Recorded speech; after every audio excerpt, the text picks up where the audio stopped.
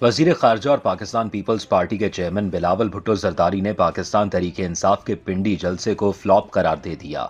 अपने ट्वीट में बिलावल का कहना है कि पीटीआई का जलसा फ्लॉप हो गया, तहरीक इंसाफ की सियासत इख्तिताम की तरफ बढ़ रही है। उन्होंने कहा कि पीटीआई आवाम को बाहर निकालने और नए सरबराहों की तकर्रियों को कमजोर करने में नाकाम हो गई और नाकामी के बाद अब इस्तीफों का ड्रामा रचाया जा रहा है।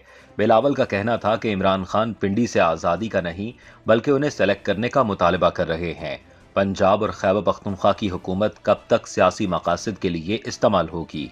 ख्याल रहे कि साबिक वज़ीर आज़म और पाकिस्तान तहरीक इंसाफ के चेयरमैन इमरान खान ने रावलपिंडी के जलसे से खिताब में कहा कि तमाम असम्बलियों से बाहर निकलने का फैसला किया है और जल्द मुशावरत के बाद ऐलान किया जाएगा।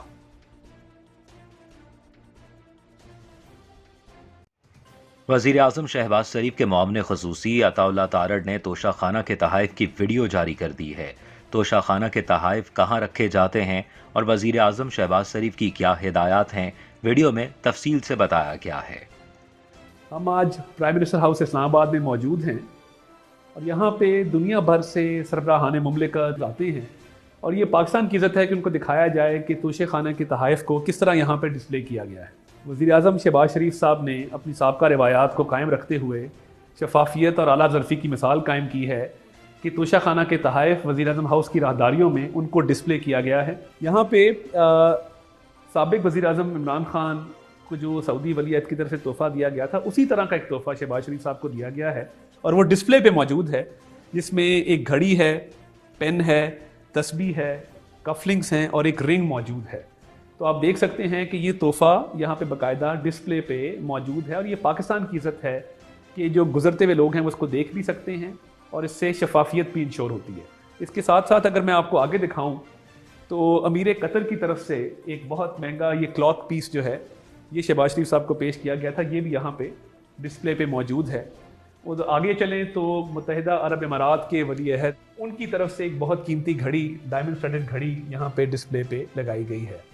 तो ये होती है शफाफियत, ये होती है ऑनेस्टी, ये होती है आला ज़रफ़ी कि आप अपने मुल्क की इज़्ज़त का ख्याल करते हुए जो दोस्त ममालिक की तरफ से तहाइफ लिए गए हैं उनको बाकायदा डिस्प्ले करते हैं खूबसूरत तरीके से। अनफॉर्चुनेटली बदकिस्मती से साबका दौरे हुकूमत में जो तोशा खाना के तहाइफ को बेचा गया, ये एक बदतरीन फेल था जिसकी मिसाल पाकिस्तान की तारीख में नहीं मिलती और रूल्स के अंदर भी गुंजाइश नहीं है। रूल्स के अंदर गिफ्ट्स को रिटेन करने का जो है वो प्रोविज़न मौजूद है कि आप उनको एक कीमत अदा करके घर ले जा सकते हैं, आप उनको बेच नहीं सकते।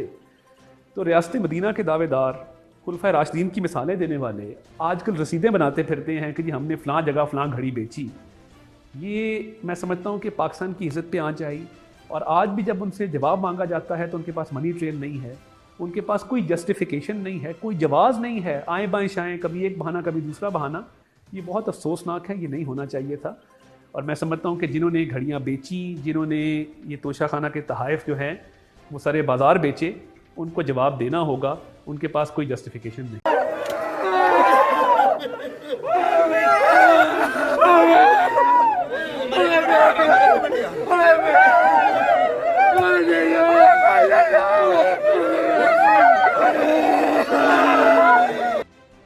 उकाड़ा थाना सदर के इलाका नवाही गांव 24 2L के करीब डाकुओं के साथ पुलिस मुकाबला हुआ। तफसीलात के मुताबिक उकाड़ा डाकुओं के साथ पुलिस मुकाबले के दौरान ड्राइवर कांस्टेबल शहीद हो गया। उकाड़ा शहीद होने वाले पुलिस ड्राइवर कांस्टेबल की शनाख्त आसिफ के नाम से हुई है। दौरान डकैती अरसलान नामी वकील भी शदीद जख्मी हुआ है। 3 मुसल्ला डाकुओं की जानिब से वारदात की जा रही थी कि पुलिस पार्टी को देखकर पुलिस पर फायरिंग शुरू कर दी गई। फायरिंग से ड्राइवर कांस्टेबल मोहम्मद आसिफ मौके पर शहीद हो गया, जबकि एक वकील शदीद जख्मी हो गया है।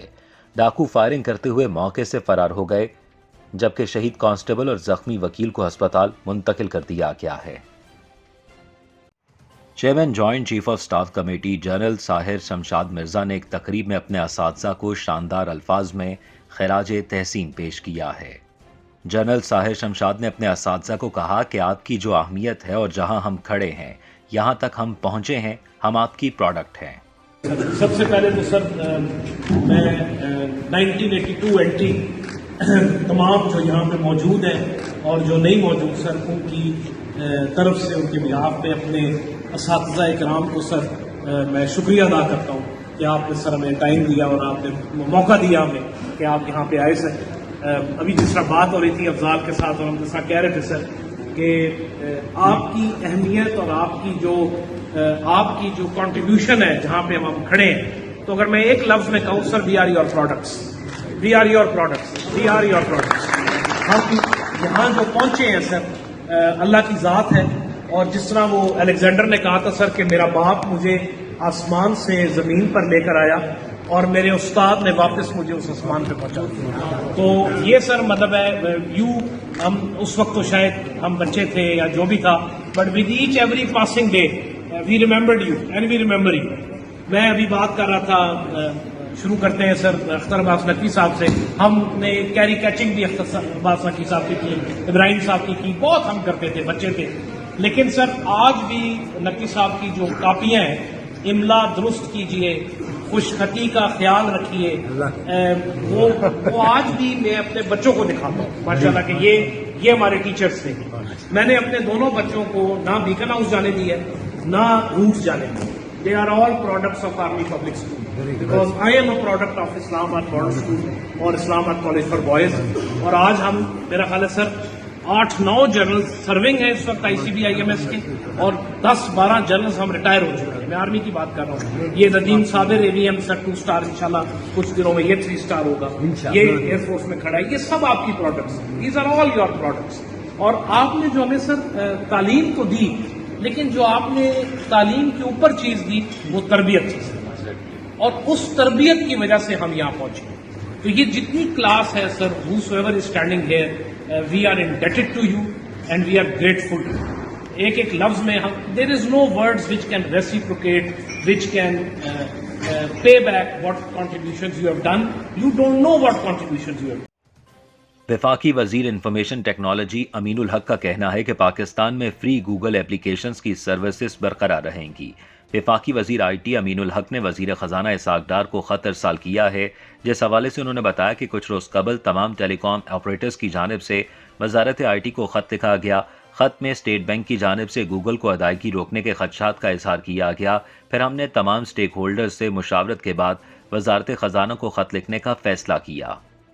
امین الحق نے کہا کہ ٹیلی کام انڈسٹری پہلے ہی مشکلات کا شکار ہے. اس طرح کے فیصلے معاملات مزید خراب کر سکتے ہیں. اسٹیٹ بینک کے ادائیگی روکنے سے پاکستان میں پیڈ گوگل اپلیکیشن سروس معطل ہو جائیں گی، جبکہ بین الاقوامی اداروں کو ادائیگی روکنے کا عمل پاکستان کی ساکھ متاثر کر سکتا ہے.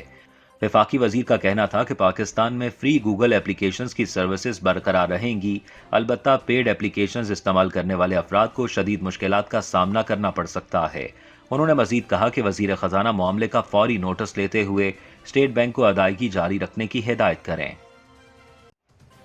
ایک رپورٹ میں کہا گیا ہے کہ برطانیہ کی سب سے طویل حکمرانی کرنے والی ملکہ الزبتھ دوم اپنی زندگی کے آخری چند سالوں کے دوران کینسر سے لڑ رہی تھیں.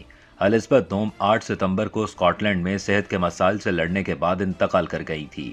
اب ایک نئی سوانح عمری جو پرنس فلپ کے ایک دوست گائلز بریتھلیٹ نے لکھی ہے، اس میں دعویٰ کیا گیا ہے کہ ملکہ الزبتھ بون میرو کینسر کی ایک قسم سے لڑ رہی تھی. حالانکہ ملکہ کی موت کی سرکاری وجہ بڑھاپے کے طور پر درج کی گئی تھی. بریتھلیٹ نے لکھا ہے کہ میں نے سنا تھا کہ ملکہ کو مائلو کی ایک شکل ہے. بون میرو کینسر اس چیز کو تقویت ملکہ کے وزن میں کمی اور ان کے نقل و حرکت میں مسائل سے تقویت ملتی ہے. مائلوما کی سب سے زیادہ عام علامت ہڈیوں میں درد ہے، خاص طور پر کمر اور کمر کے نچلے حصے میں. مائلوما ایک ایسی بیماری ہے جو بنیادی طور پر بوڑھوں کو متاثر کرتی ہے. ملکہ کو اپنی زندگی کے آخری دور میں اکثر نقل و حرکت کے مسائل کا سامنا کرنا پڑا. وہ باقاعدگی سے عوام میں واکنگ سٹک کا استعمال کرتی تھیں اور سرکاری فرائض سے دستبردار ہو جاتی تھیں. نئی کتاب میں یہ بھی دعویٰ کیا گیا ہے کہ ملکہ الزبتھ کو گزشتہ سال اپریل میں شہزادہ فلپ کی موت کے بعد بوجھل پن کا سامنا رہتا. جب وہ کمزور محسوس کرتی تھیں تو اکثر خود کو BBC کے شو میں مصروف کر لیتی تھیں. چاندنی چوک پر آئیں، گھر جیسا کھانا کھائیں.